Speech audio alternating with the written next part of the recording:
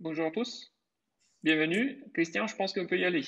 Ah, d'accord. Je croyais qu'on aurait vu plus de personnes. Pardon, c'est moi qui n'ai pas habitué avec les webinaires. Oui, bonjour à tout le monde. Bienvenue à cette session de Ask a Professional Scrum Trainer ou demander à un traîneur Scrum, professionnel Scrum, vos questions. Donc, c'est une session qui va nous prendre aujourd'hui. C'est la session, c'est le bon moment pour poser des questions à un traîneur ou une traîneur Scrum.org. Donc, vos micros sont coupés pendant toute la durée de la session. Cette session est enregistrée, donc vous pourrez aussi la réécouter ou ça fera partie des ressources qu'on pourra partager sur le site de scrum.org. Nous allons rendre disponibles aussi les diapositives et l'enregistrement dans les 24 heures après le webinaire. Donc, posez vos questions. Il devrait y avoir un petit icône, soit Q&A si votre Zoom est en anglais ou Q et R si vous avez la version en français. Voilà. Donc, Scrum.org, fondé par Ken Schwaber avec cette idée d'aider les personnes et les équipes à résoudre des problèmes complexes. Donc, Scrum est un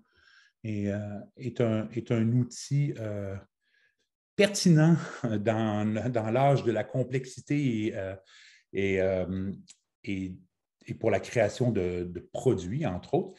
Et Scrum.org, c'est plus que juste Scrum, c'est aussi c'est de la formation, c'est de la certification, c'est aussi de l'apprentissage en continu. Il y a ce qu'on appelle des learning paths, on pourra voir les slides à la fin.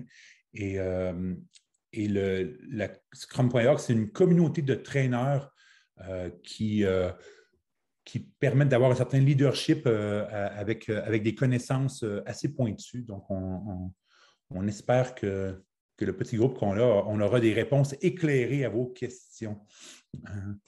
Donc, moi, c'est Christian Lapointe. Je travaille pour Haute Conseil du réseau Pixis. Je suis traîneur Scrum.org depuis 2011. Je donne des formations PSM, PSPO, mais aussi PSM2, PSPO2, A, pardon.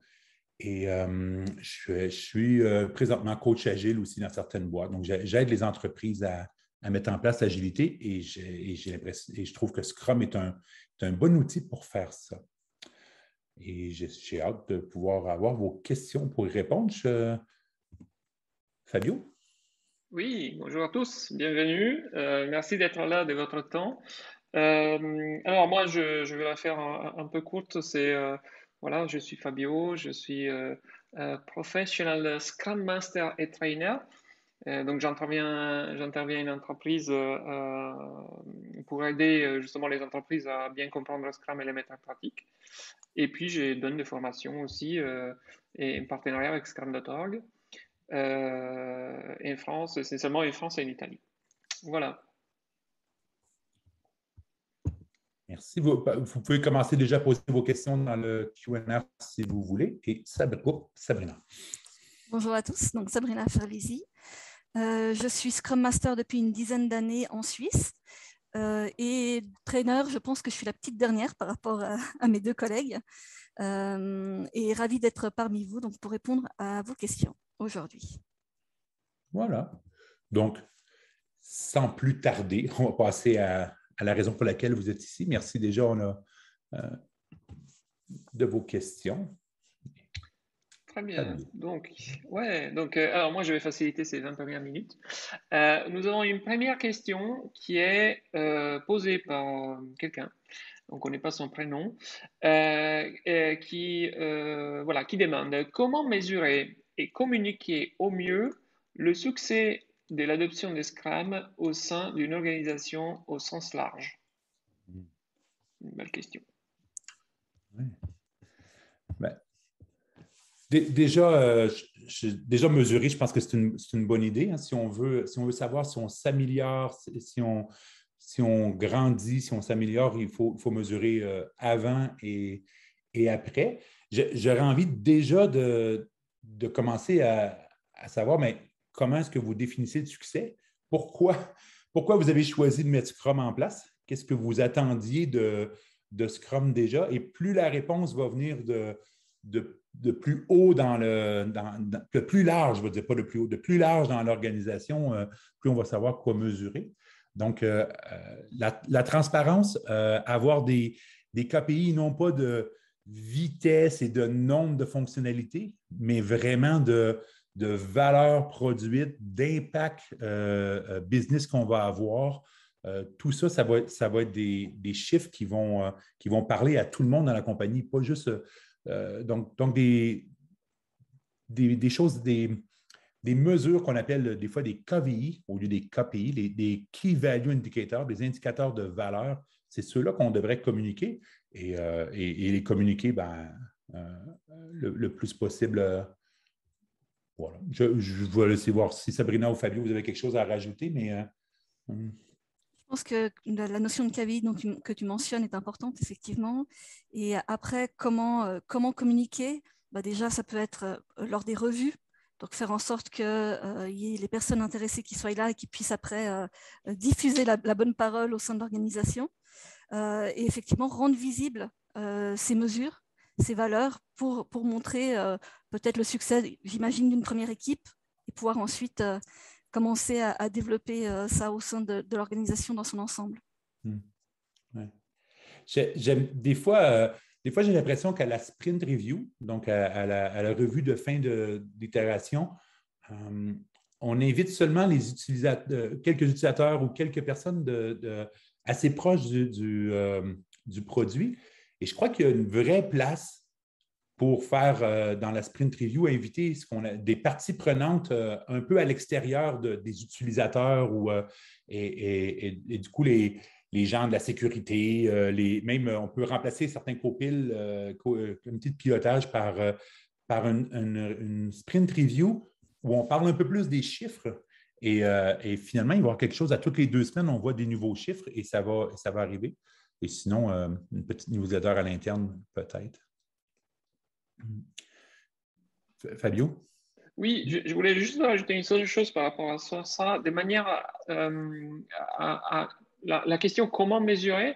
En fait, mon expérience, c'est qu'on peut sortir rapidement à des difficultés de mesure dans certaines entreprises, mais il y a quelque chose qui est très facile à mesurer et qui est combien nous sommes, nous, heureux dans notre Scrum Team, déjà.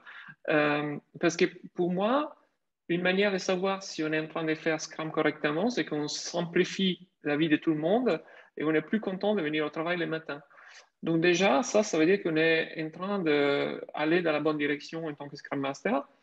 Et l'adoption de Scrum, ça ne veut pas dire qu'on va montrer tout de suite que tout va bien. C'est plutôt le contraire. C'est que si on fait bien Scrum rapidement, on va montrer tout ce qui dysfonctionne rapidement.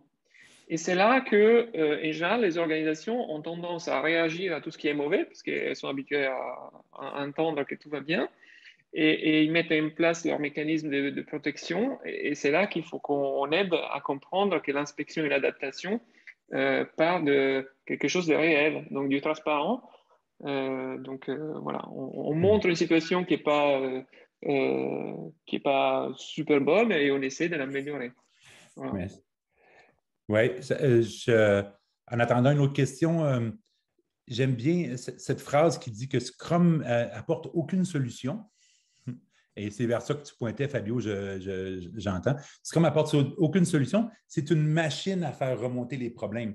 Fait que, du coup, le succès de l'adoption de Scrum, ça serait est-ce qu'on voit les problèmes? Est-ce qu'on parle de l'éléphant que dans la pièce? Est-ce qu'on parle des problèmes qu'on a? Et vu que c'est une boucle d'amélioration continue, et est-ce que les choses changent? Donc, l'adoption, ça serait ça. Le succès de l'adoption de Scrum, c'est est-ce que les choses changent et est-ce que les gens, les problèmes, on les voit et on les résout au lieu de les cacher? J'aime beaucoup ta réponse, Fabio, merci. Et évidemment, si on parle de mesures, je vous invite peut-être à regarder aussi EBM, Evidence-Based Management, où il y a des mesures comme satisfaction des employés, des choses comme ça, qui vont être une réponse un peu plus classique de voilà comment mesurer. Ça pourrait être EBM, mais plutôt que de mesurer le succès de l'adoption de Scrum, je pense qu'il faut mesurer le succès de l'adoption de l'entreprise ou des employés parce que Scrum, ça reste un outil. Hein. Est-ce qu'on construit ce qu'on veut avec, peu importe si Scrum est bien. OK, merci Christian. On passe à la prochaine. Mhm. Alors, on nous traite des pros. Hello, l'équipe des pros. Merci Max. Comment vous reliez pratiquer Scrum avec la Scrum Team et les SH. Merci parce que stakeholder plus le EBM, donc Evidence-Based Management. Comment démarrer? Le pourquoi? C'est pour amener de l'empirisme au niveau strat et portfolio. Ouais. Déjà, si c'est pour amener de l'empirisme au niveau strat et portfolio, c'est déjà le fait qu'on sait ce qu'on veut faire, c'est déjà bien. Comment démarrer? Déjà, commencer par prendre les mesures avant. Et qu'est-ce qu'on veut faire? Moi, je m'assurerais aussi de l'alignement dans les différents buts. Justement, si on parle de stratégie, est-ce qu'on sait quelle est la vision de l'entreprise? Est-ce qu'on sait quel est le but stratégique de l'entreprise pour pouvoir ensuite trouver cet alignement et pouvoir aller dans le bon sens, en fait?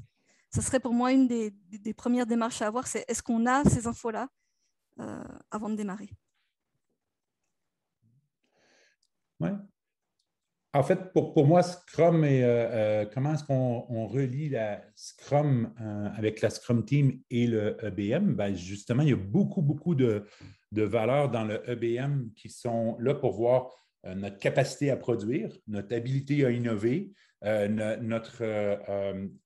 satisfaction des clients, la satisfaction des employés. Donc, tout ça, c'est des choses que Scrum va nous permettre de raccourcir la fenêtre d'inspection ou le retour des actions. Et ça, c'est vraiment la meilleure façon de savoir si on pilote, si on pilote dans la bonne direction, c'est de raccourcir le cycle de feedback. Au lieu d'avoir des feedbacks à tous les 6 mois, à tous les 8 mois. Fait que déjà, est-ce que au niveau strat et portfolio, déjà, est-ce qu'on a commencé à raccourcir nos portfolios et notre stratégie? Est-ce qu'on a encore des stratégies à 18 mois? Et OK, mais qu'est-ce qu'on a comme tactique à 3 mois? Qu'est-ce qu'on a comme tactique à 2 mois? Et du coup, l'application de Scrum va nous permettre de raccourcir le cycle de feedback et de pouvoir avoir des réponses plus rapidement. Et c'est ça qui va nous aider à avoir un vrai portfolio agile. Voilà, c'est un peu ça que j'ai envie de rajouter. Fabio, hein? J'aimerais rajouter une chose à Max, répondre à Max rapidement. J'ai expérimenté une façon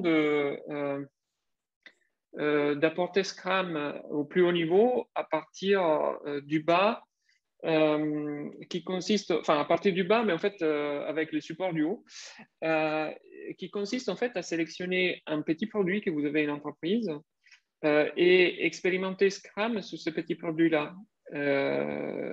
Et en fait, en faisant ça, vous embarquez les stakeholders sur les petits produits, vous vous rendez compte qu'en fait, les stakeholders ne comprennent pas pourquoi ils sont en sprint review, par exemple, donc vous les aidez à comprendre l'essence du sprint review, donc donner les feedbacks. Vous aidez les product owners à utiliser Evidence-Based Management Guide, donc mettre en place des key value indicators sur son produit. Et nous, on a commencé comme ça et on a fini par avoir un sprint review, le CEO de la société qui venait une sprint review. Donc, je pense que commencer petit sur un petit produit et puis par inspection et adaptation, essayer d'inclure un maximum de gens de l'entreprise, c'est une façon de faire voilà, que j'ai essayé, qui a plutôt bien marché et voilà, qui peut être une idée, quoi. Voilà. J'amènerai une toute petite nuance à ce que tu disais, Fabio. Je suis très, très d'accord avec ce que tu viens de dire. Et la petite nuance que j'amène, c'est un petit produit, certes, mais quand même avec un peu de challenge. Parce que si c'est le truc qui fonctionne déjà un peu, on ne prouvera rien, en fait. Donc, juste cette nuance-là.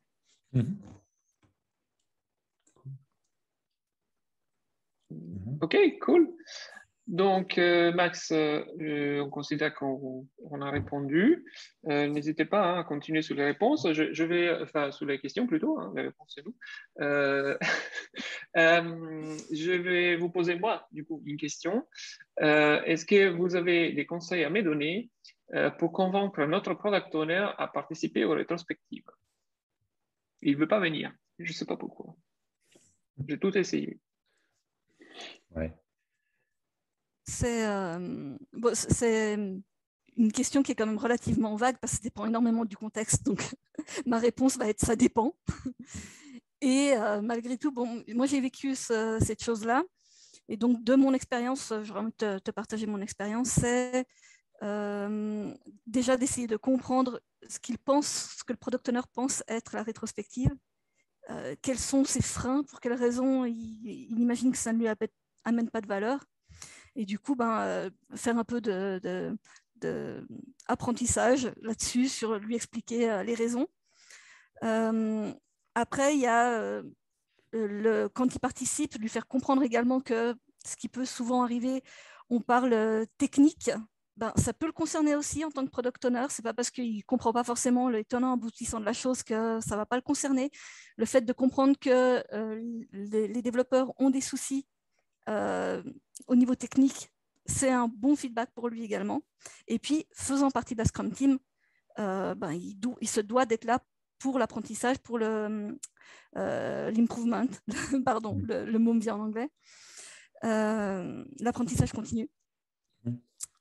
Et puis finalement, si vraiment, vraiment il ne veut pas, j'aurais envie de dire, est-ce que c'est le bon product owner? Mais ça, c'est vraiment l'étape ultime, j'aurais envie de dire. Voilà. Merci Sabrina. J'aime ça revenir aux valeurs de Scrum.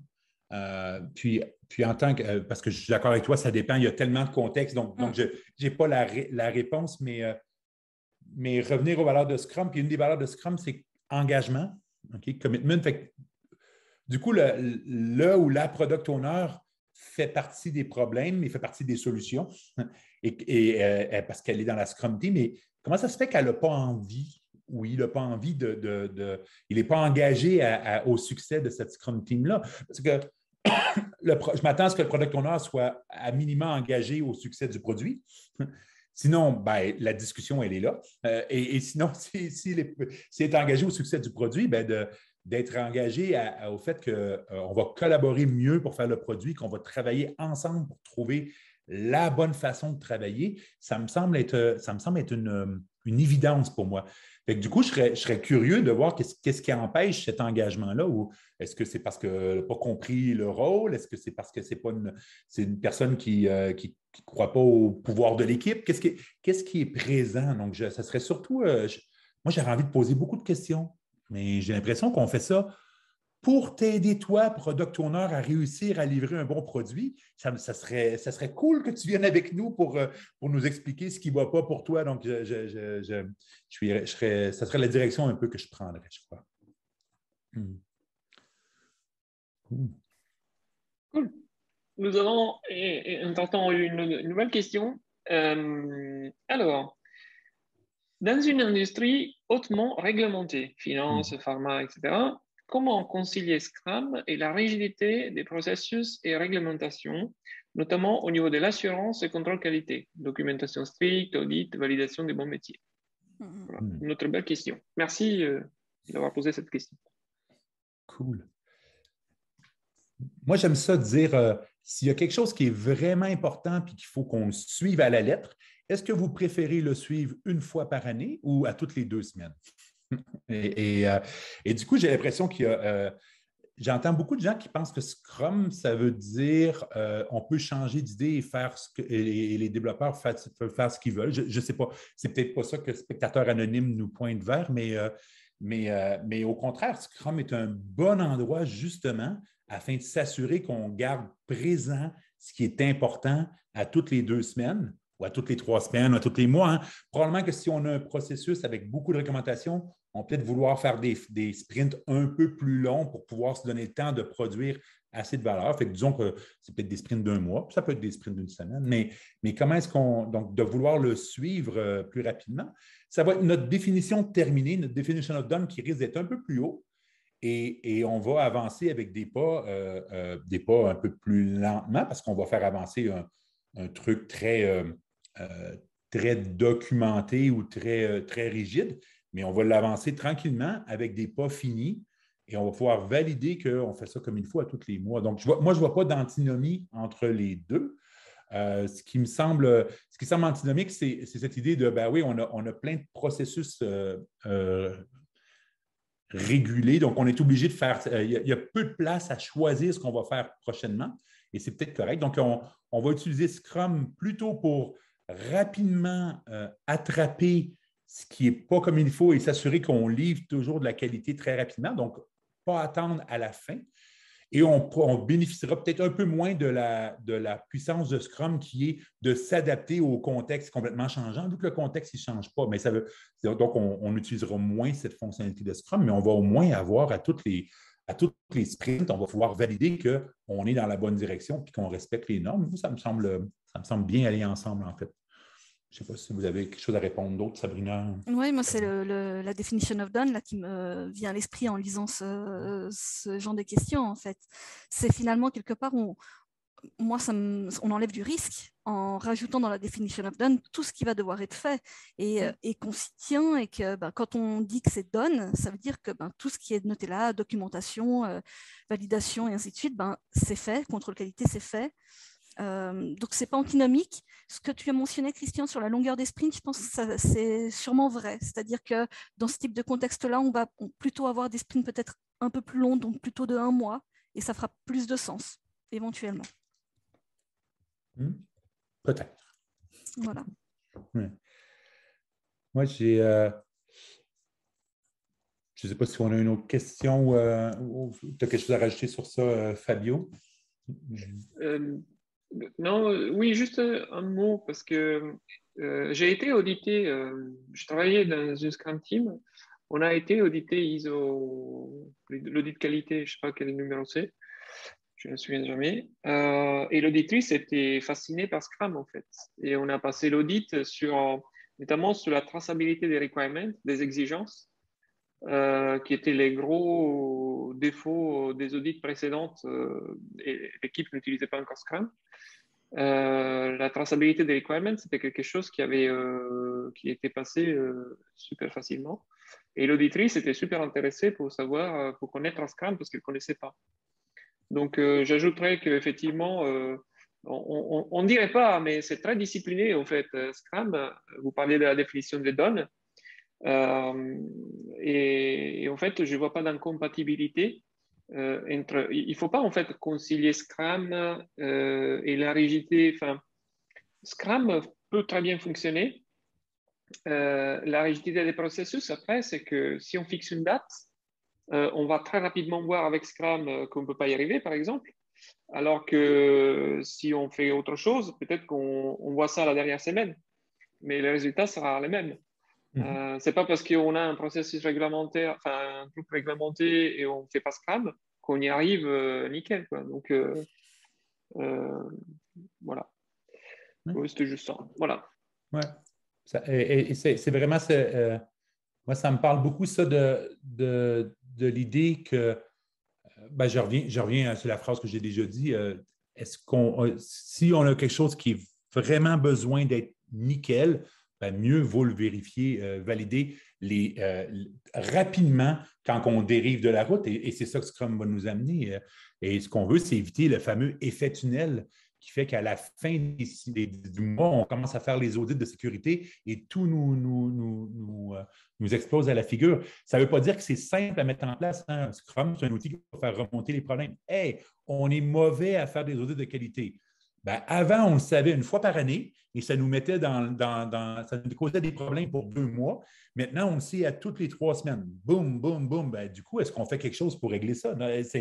Scrum, encore une fois, ça n'apporte aucune solution. Ça fait remonter des problèmes. Si on a un problème de documentation, de spécification, mieux vaut le savoir rapidement.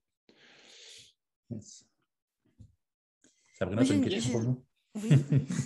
J'ai une question qui revient régulièrement qui est, une fois que l'équipe sait comment fonctionne Scrum, à quoi sert un Scrum Master?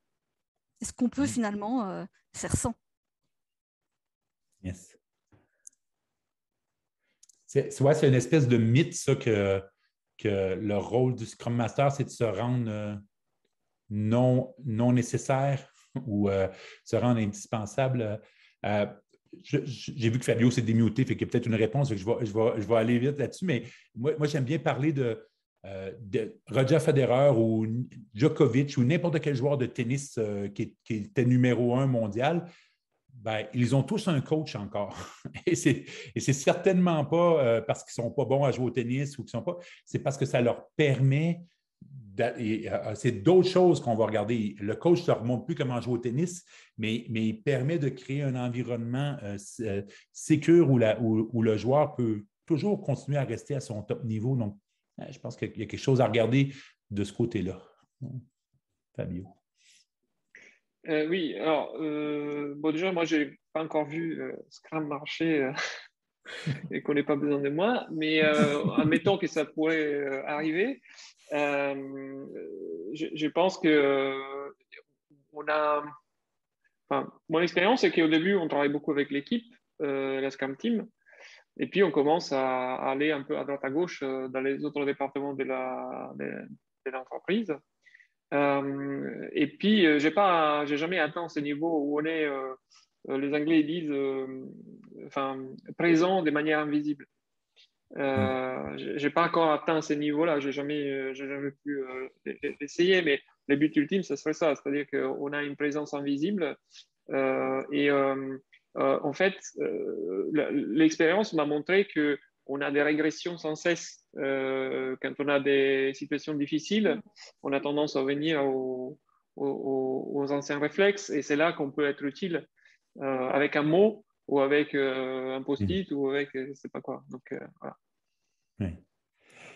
J'aime bien cette idée de invisibly present, donc tu as une présence invisible et ça me rappelle tout le temps l'idée de la petite histoire, j'aime ça compter des histoires, la petite histoire du gérant d'un cirque qui dit « Ah tiens, ça fait 6 mois que les trapézistes, les gens qui font du trapèze ne sont pas tombés dans le filet.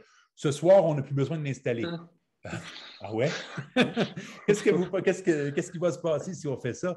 Bien évidemment, les trapézistes vont avoir les mains un petit peu plus serrées, un petit peu moites, et c'est là qu'ils vont tomber. Donc, vraiment, j'ai l'impression que le filet, ce n'est pas parce qu'on va l'utiliser qu'il est important. C'est parce que justement, il nous donne la confiance de pousser un petit peu plus loin en sachant que si on va un petit peu plus loin et qu'on se manque, ben, on a un filet de sécurité, mais ouais, les bonnes équipes n'en ont pas nécessairement besoin. C'est ce que l'invisibly présent me fait penser à ça. Là. Quand je regarde le spectacle du cirque, là, je ne vois pas le filet, je vois juste les pirouettes, mais il est là et il est important. Voilà. Cool. Je propose de passer à une question suivante. Yes. Donc, on a Max qui nous demande « Je constate que l'équipe Scrum est dans un anti-pattern qui l'amène à être dans une fin de sprint avec un effet tunnel et toujours ce pic de boulot en fin de sprint. J'ai du mal à faire prendre conscience de cela à l'équipe. Cela ne le dérange pas, ni au product owner. Je pense qu'à l'origine, le découpage d'un item autonome qui livre de la valeur d'un côté et le swarming de l'autre côté sont des pistes. Qu'en pensez-vous? Quels sont vos retours de pratique? Si cela ne préoccupe que le Scrum Master et personne d'autre dans l'équipe, que faire? Déjà, je pense que la dernière phrase est la phrase importante. Là. Quand on parle des Scrum Values d'engagement, comment ça se fait que ça ne dérange pas l'équipe? C'est une bonne question. Et ça ne veut pas dire qu'on ne veut pas répondre au reste de la question, mais je pense qu'il y a une grosse piste là. Comment ça se fait que les gens, qu'est-ce qui fait qu'ils n'ont pas envie de ça? Moi, il y a un truc, je parle plutôt de pratique, de technique. Là, on pourra revenir sur quoi faire, mais une chose qui fonctionne bien, c'est est-ce qu'on est capable de mettre en place de la livraison plus qu'à la fin du sprint? Ça serait un bon défi pour l'équipe, en fait. Est-ce qu'on peut livrer à tous les jours quelque chose? Est-ce qu'on peut faire du développement continu? Et ça va obliger à faire ce swarming ou ça va obliger à faire un découpage plus rapide. Mais je ne sais pas le contexte de Max s'il permet de faire ça. Mais en tout cas, ça serait un truc ou une technique de dire, tiens, est-ce qu'on pourrait livrer avant la fin du sprint? Et juste de devoir mettre ça en place, ça va nous aider. Après ça, si l'équipe n'a pas envie de livrer pendant le sprint, c'est un autre point. Là. On revient à ce que l'équipe a envie. J'ai vécu ça. Merci Max pour la question. J'ai vécu ça. Et les symptômes chez nous, peut-être que ce n'est pas les mêmes chez toi, mais c'était que ces pics était dû au fait que la Scrum Team était divisée en silos, en fait. Donc, on avait les silos dev, les silos test. L'être humain, je trouve qu'il y a beaucoup d'imagination. Donc, on avait pas mal de silos divers et variés.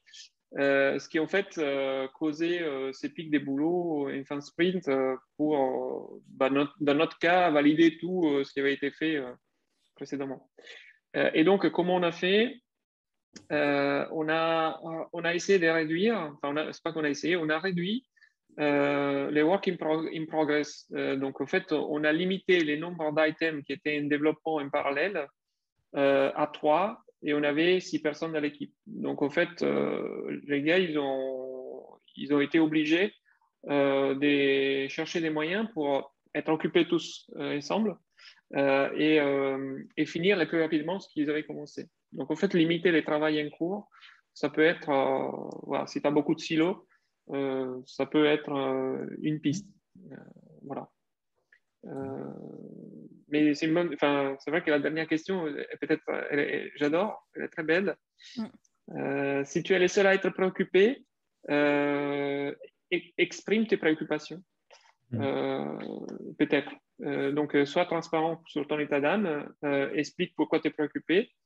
Et puis, au final, si le spring goal est atteint et tout le monde est content et que ça tourne, voilà. Yes. Je trouve que la question, excuse-moi Christian, je trouve la question très Vas-y. intéressante et je trouve intéressant que tu partages ton expérience, Fabio, parce que j'ai vécu la même situation, mais dans un contexte complètement différent. Et en fait, ce qui se passait, nous, c'était qu'il y avait cette vision que la sprint review, c'était il fallait montrer quelque chose, et il fallait que ce soit done, et il fallait qu'il y ait quelque chose, parce que s'il n'y avait rien, c'était l'échec. Et donc, il y avait une telle pression que du coup, ils arrivaient à la fin du sprint et ils codaient pour pouvoir montrer quelque chose. Donc, ça amenait de l'épuisement. Donc, je suis surprise qu'en fait, l'équipe, dans le cas de Max, ça leur va, parce qu'en tout cas, dans mon cas, il y avait vraiment un épuisement qui se faisait au fur et à mesure du temps. Et puis la qualité, donc qui était pas bonne en fait finalement. C'était pas du vrai done, c'était pas ce qu'il fallait. Mais voilà, c'était fini, soi-disant, juste pour pouvoir le montrer. Donc peut-être que ce serait une des pistes aussi en tant que Scrum Master, on peut pointer vers mais la qualité là. Comment ça se passe? J'ai l'impression que ça ne joue pas par rapport à ce qu'on s'était mis d'accord. Donc, ça peut être une piste, un levier peut-être pour travailler aussi là-dessus. Et effectivement, on avait également travaillé sur le work in progress limit. Donc, pareil, d'être peut-être un peu policier à ce moment-là, quand on sent, pendant un délit, de dire non, mais au lieu de démarrer quelque chose, est-ce que tu ne peux pas plutôt aider un tel pour pouvoir terminer quelque chose plutôt que de démarrer? Donc, en tout cas, en espérant qu'après, ça devienne une habitude. Mon pif me dit que, et c'est peut-être pas ça, hein, Max, je ne sais pas c'est quoi le contexte, mais il y a un truc qu'on n'apprend pas, en fait. Et quand je vois ça, je me dis, peut-être qu'on a une certaine vélocité qu'on se dit qu'on devrait avoir. Et du coup, on en prend tout le temps trop, mais on le sait dès le sprint planning que c'est trop. Et en fait, on est dans des espèces de normalité. Ben oui, mais c'est normal, on sait qu'on en prend trop. Et du coup, à la fin, il y a quelque chose qui est une pression qui est vu qu'on a dit qu'on le ferait. Puis là, c'est ça le pic qui arrive. Fait, comment est-ce qu'on fait pour lisser ça un petit peu plus? Et peut-être qu'on en prend juste trop au départ. Et c'est pour ça que ça fait un pic. Sinon, c'est quoi qui se passe? C'est qu'au début, il se tourne les pouces et on fait à la fin. Je serais surpris de ça. Ou peut-être que c'est parce qu'on a tellement été sous pression à la fin du sprint précédent qu'on a besoin de prendre un peu de repos au début du sprint. Et c'est ça qui fait une espèce de déséquilibre. Comment est-ce qu'on fait pour... On dit Scrum, il faut avoir un rythme soutenu, mais soutenable aussi. Et il y a peut-être quelque chose qui est en colonne comme ça, en espèce de vague qui n'est pas justement cette espèce de ce rythme un peu... C'est drôle qu'on parle de sprint en Scrum parce que c'est un marathon, en fait, de faire la création d'un produit. On veut trouver un rythme qu'on peut garder longtemps et sans s'essouffler. Donc, il y a quelque chose comme ça. Et j'aurais envie de... une autre chose que mon pif me dit, c'est que j'aurais envie de demander à l'équipe, mais qu'est-ce que vous voulez? Parce que qu'est-ce que vous avez... Ça serait quoi une situation où vous diriez, tiens, on a un rythme soutenu et soutenable, puis on a l'impression qu'on peut faire du bon boulot et qu'on se respecte nous-mêmes. Et du coup, juste de faire ça, ça risque de faire sortir des bonnes questions. Et du coup, Max, une fois que l'équipe, on ne peut pas coacher Scrum Master, c'est coach un peu d'une équipe. Hein? Fait que, on ne peut pas coacher des gens qui ne veulent pas changer. Fait que, qu'est-ce qu'ils ont envie? Et du coup, essayer de trouver ça, ça va donner une piste, ça va donner un levier pour travailler sur ce qu'ils ont envie, eux autres. Est-ce qu'ils ont envie de plus de paix? Est-ce qu'ils ont envie de un meilleur rythme? De quoi ils ont envie? Je vais arrêter là. Parce que je vois qu'il y a plein de questions qui sont rajoutées. Super. Je passe à la suivante, du coup. En tant que Scrum Master, je suis face à la difficulté d'ouverture de certains membres de la Scrum Team à l'aide en tant que coach. Je ne veux pas entendre parler de coaching. Okay. Par exemple, je pense que c'est toute une fausse croyance qu'ont les personnes sur cette posture, mais si en tant que Scrum Master, je suis privé de cette modalité, je me sens limitée dans mon intervention pour faire grandir les team members. Est-ce que je dois faire le deuil dessus?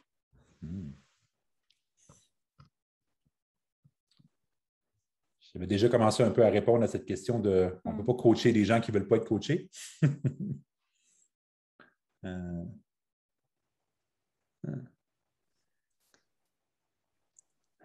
Moi, j'aurais envie de jouer au filou et de ne pas parler de coach et de le faire quand même. Oui, j'ai l'impression qu'il y a un truc dans le leading, être un leader par l'exemple. Comment moi je montre de l'ouverture? Puis en même temps, si les gens n'ont pas envie de parler je ne sais pas qu'est-ce que. En fait, je ne sais pas c'est quoi qu'ils n'ont pas envie, les gens. Parce que, encore une fois, s'ils n'ont pas de soucis, ils n'ont pas de problème, puis ils sentent qu'ils se font imposer quelque chose, bien, c'est sûr qu'ils vont résister. Là. Fait que comment ça se fait que les gens n'ont pas envie d'un coach, ou ils n'ont pas envie de s'améliorer, ou ils n'ont pas envie de. Fait que peut-être que la posture de on dit un Scrum Master ou une Scrum Master, c'est là pour enlever les impediments, les bloqueurs. Fait que peut-être qu'il y a besoin un peu au départ d'essayer de faire changer les choses et de lancer la boucle. Et je ne sais pas. Je ne sais pas s'il faut faire le deuil là-dessus, mais j'ai l'impression qu'il y a quelque chose qu'il va devoir. Il y a une confiance à bâtir. Fait que je dirais, quand on parle de la pyramide, là, il y a une place où on n'ose pas être en conflit, puis il y a probablement un espace de confiance à bâtir. Là. Les gens, il faut qu'ils aient confiance pour parler à un coach. Il faut qu'on ait confiance. Pour parler de nos problèmes à un Scrum Master ou à une Scrum Master, il faut qu'on ait confiance que cette personne-là elle peut nous aider. Là.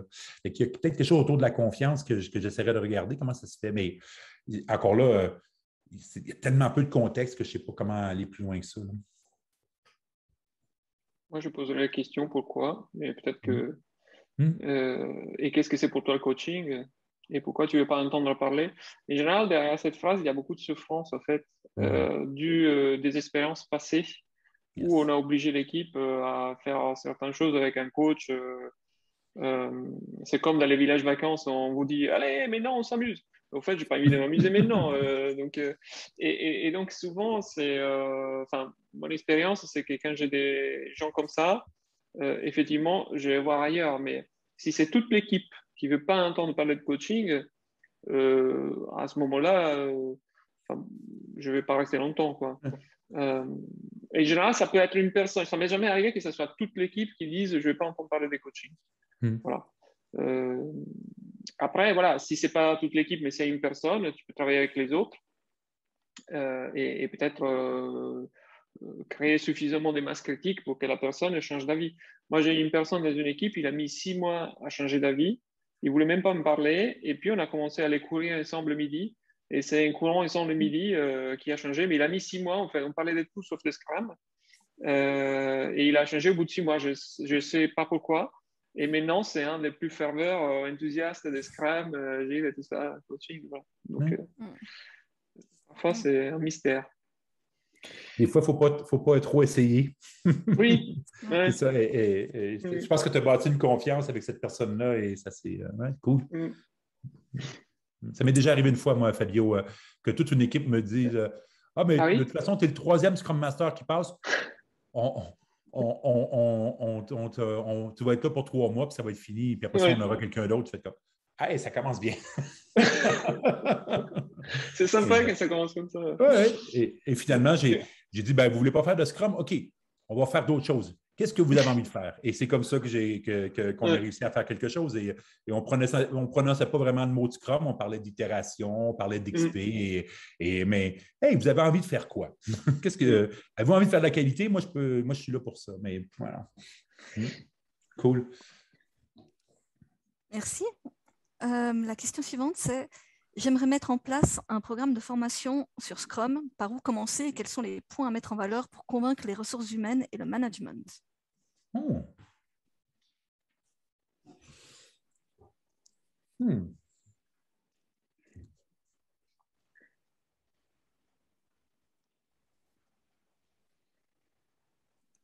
Je reviens toujours au pourquoi, en fait. Euh, qu'est-ce que. Quels sont les. Quand on apporte une solution, là, si on se met notre casquette de product owner et je vois que spectateur anonyme, tu as un produit qui s'appelle Formation Scrum que tu veux vendre, mais c'est quoi les douleurs? Fabio a utilisé le mot souffrance tantôt, puis je pense qu'en entreprise, on en a beaucoup de souffrance. Mm. C'est quoi les souffrances, les douleurs que l'organisation a et que Scrum va régler? Ou que Scrum pourrait être un outil pour essayer d'avancer vers là? Quels sont les bénéfices que l'entreprise veut et que Scrum pourrait répondre au produit, mais tant que le produit, je veux dire, moi, c'est à moins que tu veux être un vendeur d'aspirateur là, qui cogne aux portes et qui met le pied dans la porte, dit, non, non, mais achetez mon aspirateur. Mais comment je peux faire pour convaincre la personne qu'elle a besoin de mon aspirateur? Je ne sais pas. Donc à quoi ça va servir tout ça? Puis tu peux essayer de bâtir un peu un use case, mais pourquoi c'est important? Pourquoi c'est important de faire ces formations-là? Ce serait la question que j'aurais envie de poser pour commencer. C'est pas. Et je pense que c'est déjà une bonne première question, Christian, tu as raison, tu as raison. Peut-être aussi que si l'organisation, les ressources humaines ne sont pas prêtes et n'en ressentent pas le besoin, les pistes qu'on pourrait avoir, ce serait de mettre en place des choses qui sont moins coûteuses. Par exemple, des petites séances à midi avec les gens qui sont intéressés, une communauté de pratique, des choses qui sont plus facilement acceptables et qui peuvent justement commencer, on peut mettre le pied un tout petit peu dans l'entrebâillement de la porte, on va dire. Peut-être que commencer par ça sera plus évident que directement de vouloir demander 2 jours de formation pour toute l'organisation. Ouais. Je ne sais pas si Fabio, tu voulais rajouter quelque chose.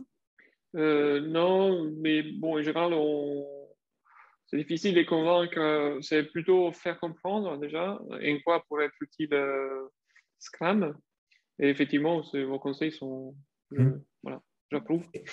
Et si je prends cette question-là sur un peu plus littéral, c'est-à-dire vraiment par où je commence, déjà des demi-journées, Sabrina a déjà parlé de communauté de pratique, mais des plus petites formations de 2 heures ou de 4 heures, des jeux, pas des jeux, mais des petites formations d'introduction juste pour créer l'envie, en fait. C'est tant que les gens n'ont pas l'envie, les gens ne veulent pas. Donc, si vraiment dans la question, je la prends très littérale, là, c'est quoi mettre en place en premier, ça pourrait être ça aussi.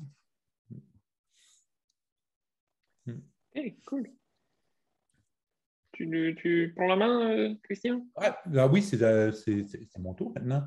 Merci. On a une question de Sanja Loïc. Je suis consultant AMOA et je souhaiterais passer la certification Scrum Master. Par contre, je vois plusieurs sites avec plusieurs prix différents. Pouvez-vous m'indiquer un site officiel? Alors, voilà la question. On peut prêcher pour notre paroisse. Donc, sur scrum.org, je pense que tu vas pouvoir trouver toutes les informations qui t'intéressent. Ah, mais je pense, pardon Sabrina, peut-être que justement Sangaloï qui regarde ce Scrum.org et voit plein de différences. Il faudrait expliquer comment on fonctionne en fait chez Scrum.org. Je ne sais pas si c'est ça. Tu peux toujours expliquer cette partie-là, Fabio. Oui, enfin, en gros, Scrum.org offre des formations professionnelles à travers ses formateurs Scrum.org. Enfin, formateurs certifiés dont nous faisons partie. Et chacun d'entre nous, c'est pas automatique, mais certains professional Scrum Trainers ont leur propre société Donc, moi, j'ai ma société, Christian la sienne, Sabrina, je ne sais plus. Et en fait, nous pratiquons les prix de notre société. Mais les cours sont les mêmes. Donc, on a les mêmes produits, mais peut-être des prix légèrement différents, qui sont dus aux coûts de structures différents, etc. Mais c'est toujours cours Scrum.org. Voilà, je ne sais pas si ça, c'était... Voilà. Ouais. C'est peut-être ça la question. Et si on la prend autrement, puis je l'élargis, bien évidemment, il existe plusieurs certifications. Ici, je vais dire comme Sabrina, on va pêcher pour notre pravoise, c'est Scrum.org, mais il y a aussi d'autres organisations qui font des certifications. Fait que chez Scrum.org, il y a des certifications et il y a mais la certification, elle n'est pas liée au cours. C'est-à-dire qu'on peut aller sur le site de Scrum.org puis acheter un examen et passer. Donc ça, déjà, c'est deux choses un peu différentes.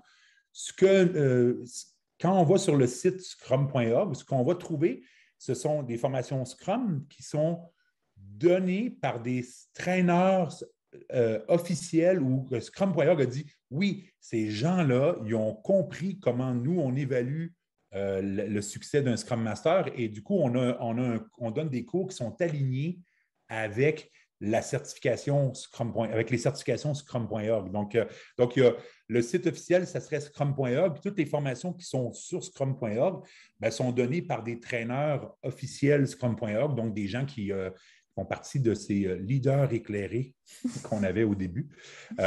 C'est une autre façon de répondre à la question. C'est ça, exact.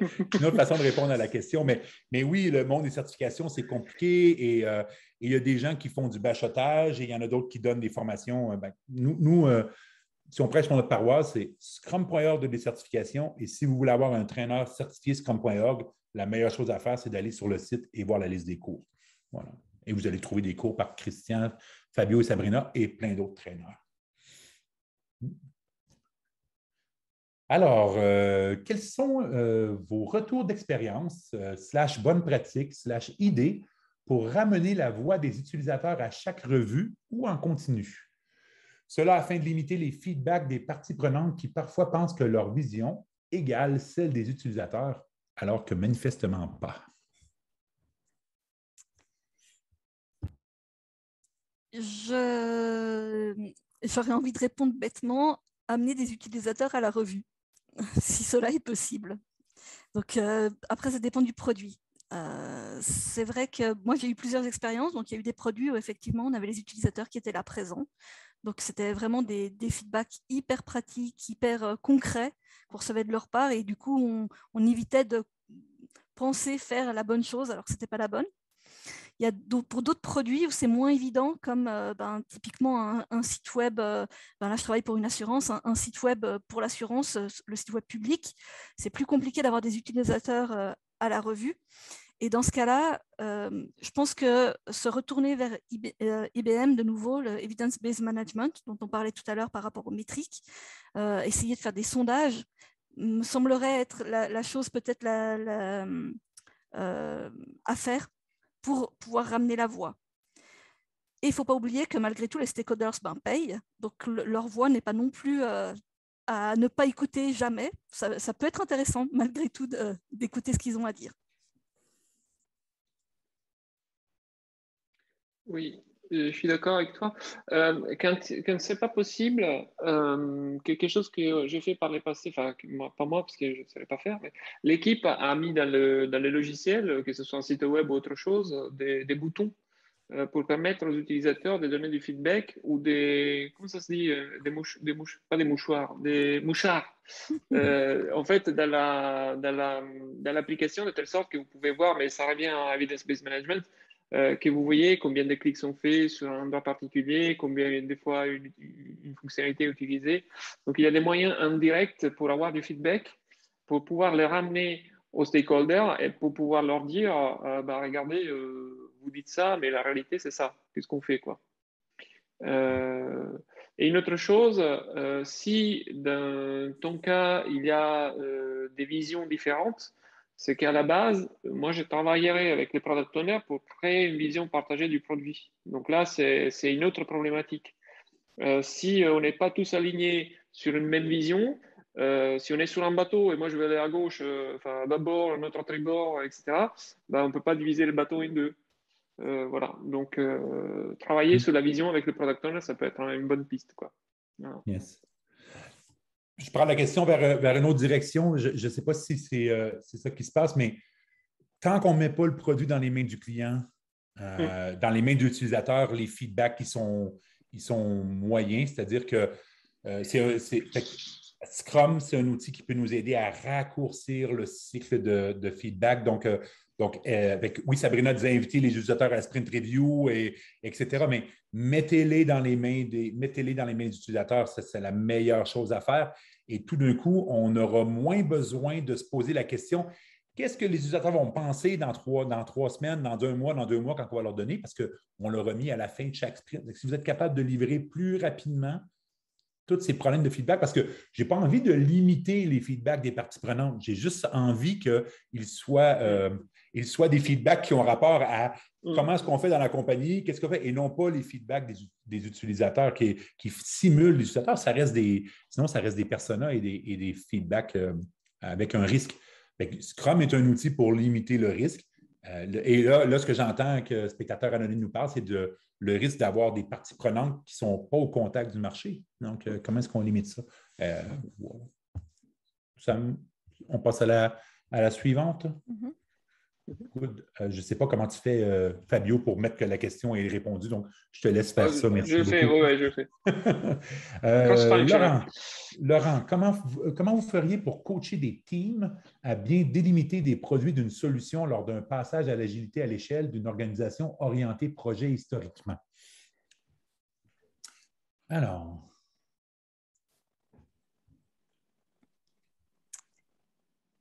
J'aurais une suggestion qui serait de commencer petit. Parce que en lisant cette question, en fait, ça me fait un peu peur. Quand on essaye de transformer une organisation d'un coup d'un seul et d'espérer avoir la bonne répartition en termes de produits, de personnes, d'équipes, ça va amener une complexité, mais juste énorme.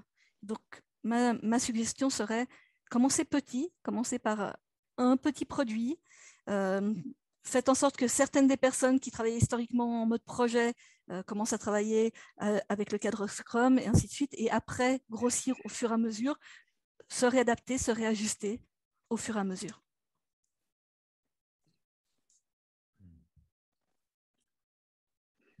Oui. Moi, je reviens un petit peu à PSPO, à la formation PSPO, etc.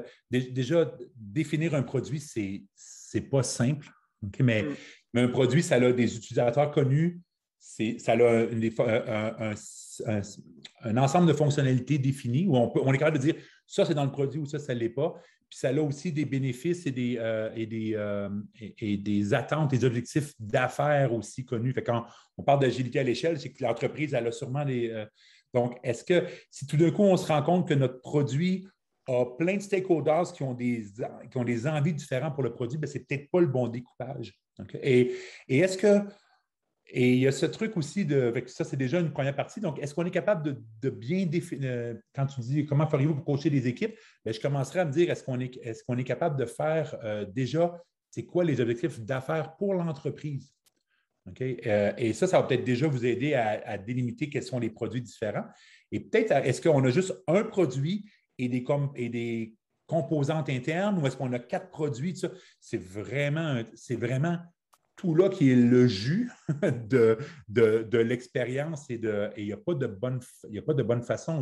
Juste, est-ce que je me ramasse à avoir des équipes qui ont l'air à travailler dans des directions différentes? Peut-être que j'ai 2 produits. Est-ce qu'on a une espèce de cohésion ou est-ce qu'on a des gens qui quand je fais quelque chose, ça t'aide toi à réaliser ce que tu veux? Peut-être qu'on a un produit.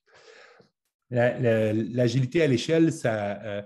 Déjà, Scrum, ça aide à gérer la complexité. Et quand on met de l'agilité à l'échelle, on a plusieurs produits, ça met encore plus de complexité. Fait que commencer petit, mettre l'empirisme en place et pas avoir peur de redéfinir. Mais c'est pas. Voilà, c'est complexe. Je n'ai pas beaucoup d'autres choses à dire là-dessus. Moi, je ne sais pas si Fabio, tu as quelque chose à rajouter. Non. Pas trop. Et je vois l'heure qui avance. Il est 55. Est-ce qu'on a le temps d'une autre question? Oui, on fait la dernière? Oui. Dans ma boîte, nous développons des produits digitaux, contenu plus fonctionnalité. nous arrivons, à cause de moi, bravo, et merci au Scrum Guide 2020, à reconsidérer le produit, pas comme des fonctionnalités, mais un tout. Ouais, je pense que ça rejoint un peu la question, ce qu'on disait avant. Sauf que cela implique certainement revoir les membres d'une équipe Scrum. Néanmoins, les personnes qui créent le contenu sont dans un tempo d'une autre planète. Comment aligner, voire carrément produire un changement organisationnel? Je ne sais pas si c'est clair. Oui, en tout cas, c'est quelque chose que moi j'ai vécu aussi, cette idée que les gens ont des je ne sais pas si c'est ça que ça veut dire dans un tempo d'une autre planète, mais on a des visions à 1 an, puis on veut des Scrum Teams qui veulent avoir des objectifs, des sprint goals à 2 semaines, puis des project goals, des product goals à 3 mois. Je ne sais pas trop, mais vous avez une réponse à ça, Sabrina et Fabio?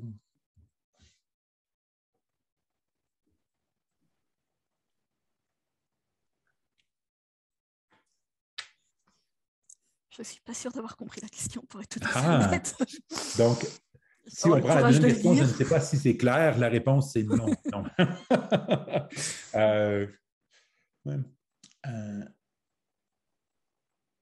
Produire un changement organisationnel, ce n'est pas simple. Okay? Et ça se fait pierre par pierre. Mais il faut déjà avoir, encore une fois, on ne change pas les choses s'il n'y a pas un problème à changer. Les gens ne changent pas juste parce qu'on leur demande de changer. Qu'est-ce que, déjà, ces gens qui sont dans un tempo d'une autre planète, pourquoi il y aurait, quels sont les bénéfices qu'ils pourraient avoir à se mettre sur ce nouveau tempo? En fait, j'ai l'impression que tu veux leur offrir une Ferrari qui va rouler, puis eux, ils ne savent même pas qu'une autoroute existe ou ils se disent, ben oui, mais de toute façon, c'est quoi le truc qui ne rentre pas en place? Là? Ça serait ça un petit peu l'idée une des premières directions, c'est encore une fois, s'ils veulent rester sur ce tempo-là, qu'est-ce qu'ils protègent? Okay? Pourquoi ce tempo-là est important? Évidemment, si en haut de ton équipe de contenu, il y a d'autres gens qui leur donnent une pression d'avoir des choses sur une autre échelle, bien, il va falloir travailler à ce niveau-là. Là. Et c'est ce que j'entends de la question de changement organisationnel. What's in it for them? Et qu'est-ce qu'on peut leur proposer? Et du coup, encore une fois, soyez à l'écoute. Si les gens du contenu, c'est eux vos stakeholders, bien, soyez à l'écoute de leurs besoins, soyez à l'écoute Et peut-être qu'ils ont besoin en premier d'une première solution d'une je vais dire une Porsche, mais c'est quand même déjà bien. Peut-être qu'ils ont besoin d'un Subaru avant de la Ferrari et c'est peut-être correct. Là. Et comment est-ce qu'on les entre tranquillement dans la boucle? Ça serait ça Il y a des questions super, super vagues et super complexes. Il manque beaucoup de contexte pour avoir des réponses plus précises que ça. Je vais arrêter là, moi. Good. Ben, il est 14h59. Ça nous amène tranquillement à la fin de...